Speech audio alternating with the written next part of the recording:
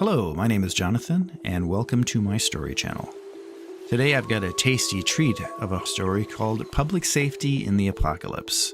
If you like short stories in the horror, comedy, and sci-fi genres, well, welcome to Telltale's universe. So without further ado, Public Safety in the Apocalypse. Sunny Oaks was a quaint little town in Middle America that used to be the very picture of small town living.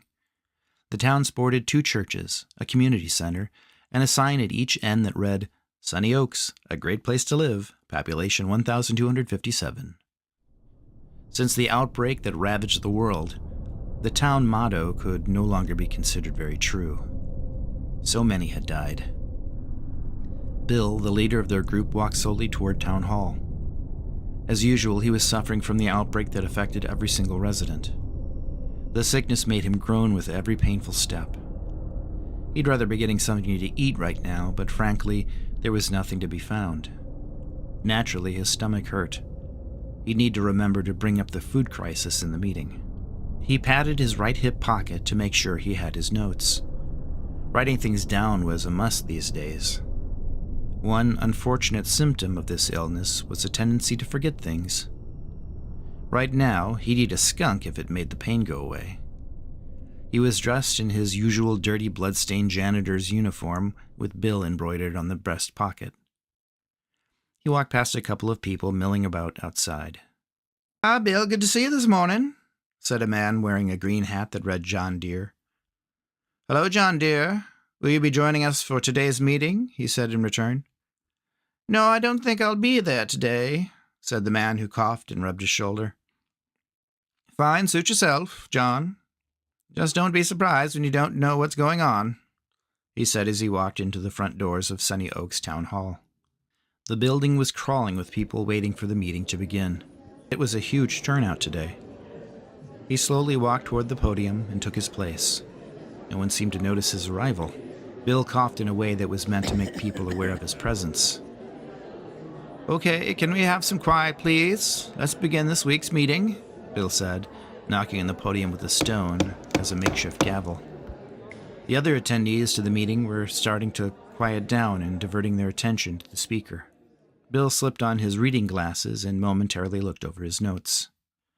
"The first order of business, has the hunting party turned up any fresh sources of food?" Bill said, looking into the crowd. The representative of the hunters, who went by the name of Star, shuffled through the packed room and stopped at the front. His 5-pointed star tattoo on his neck was peeking out from his filthy, long-sleeved collared denim shirt. His left sleeve was folded and pinned to his shoulder. He'd lost his arm about a month ago. "Sorry, Bill, we've looked over all the area and everything has already been eaten," he said apologetically. Some in the crowd moaned when they heard the news. "We'll keep looking. There's got to be more out there." Star was optimistic they would find something eventually. They just needed to be patient and thorough. Bill slipped his glasses back on. As he looked back at his notes, he said, "I'm with Star on this one. It's just a matter of patience." His eye itched slightly. He took off his glasses again and rubbed his eye with the back of his hand. His eyes were irritated and red. They watered some. It had been a while since he'd gotten any sleep. There were too many things to take care of in this little community at the end of the world. He went back to his notes. "I believe we had a question about housing at the end of the last week's meeting. Who was it that asked about a change in housing?" he said, scanning the crowd. A woman in a torn brown dress was bending down to retrieve something she'd just dropped. When she realized Bill was talking to her, she stood up straight and held up her hand. It looked a little infected. "Oh, sorry, it was me. It's standing room only at my apartment. Is there anything that we can do about it?" "Well, we all know we're overcrowded as is. I'm sorry I didn't have time to address it last meeting, but I will try my best to see that we can do something to accommodate you," he said. She seemed happy at hearing that. "Thank you, Bill," she said, smiling. The woman could use a dentist and a good tooth cleaning. Their town dentist had been shot only last week by some outside hostiles. It was a dangerous world these days. "Okay, next order of business, public safety. We've had some issues with hostile people violently attacking our people lately. Starr glanced at his missing arm and nodded in agreement. Some others in the crowd were getting restless.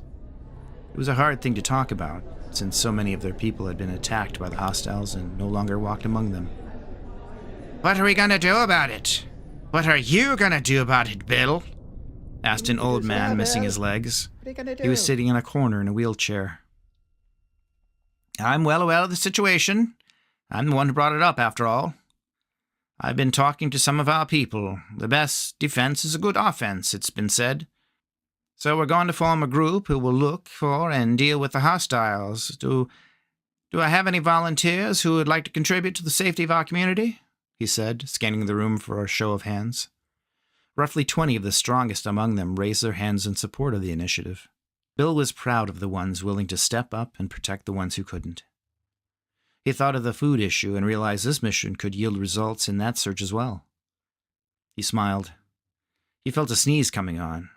He sneezed into his elbow. Yes. Blood showed when he lifted his head. He wasn't terribly concerned. A little bloody nose was a minor problem. "Okay, I think we have covered the important issues. Our volunteers will start out first thing in the morning. Meeting adjourned," Bill said as he used a rock to tap the podium and concluded the meeting. The crowd slowly made their way out the door. Some were chatting, some moaning at the short length of the meeting, and others just stared and walked out silently. Bill was glad to get out of that room. Some of the folks in there could use a shower. He couldn't even remember how he'd ended up in this position of responsibility. Someone had to do it, but some days it felt like too much was placed on his shoulders. Bill slowly made his way to his little corner of the town and thought about what tomorrow would bring. It was a beautiful day, and people were already walking around and enjoying the sunshine.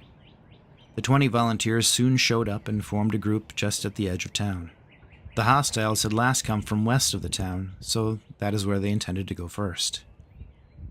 Addressing the group, Bill said, "Our community thanks you for your selflessness and sacrifice in dealing with these hostiles. Be careful out there and come home safe." As they made their way through the city gate, Bill patted each of them on the back as they passed. When he was almost the last volunteer, a four-wheel drive vehicle crested a nearby hill and came to a screeching halt yards away from their position. Armed hostiles exited rapidly and took positions around the truck. Suddenly, Bill's face was spattered with dark, thick blood and brain tissue. The one next to him fell to the ground with only half a head. "I guess we don't need to find them," he said to himself. He joined the volunteers as they made their way toward the gunshots. All those who had come out to send off the volunteers suddenly were moved to join the fray. It looked like 4 or 5 hostiles were making the attack. 2 of them ran towards Bill's people with knives and a machete in hand. The first of their group to meet the foes fought valiantly. He tried to wrestle away the machete, but was cut down by the man in a tactical vest and camouflage clothing. More of their numbers fell as bullets struck them in the chest, neck, and head. One of the hostiles, a woman wearing a bandana around her arm and dirty leather pants, stabbed another of Bill's people right in his lung, but he was determined and pushed through. A second of their number assisted and took the woman off her feet and to the ground. 10 of Bill's volunteers had fallen by this point. 3 of their number took on machete and managed to disarm him. The man screamed as he was pulled to the ground as well. On seeing their comrades killed, the 3 men behind cover lost their nerve and retreated.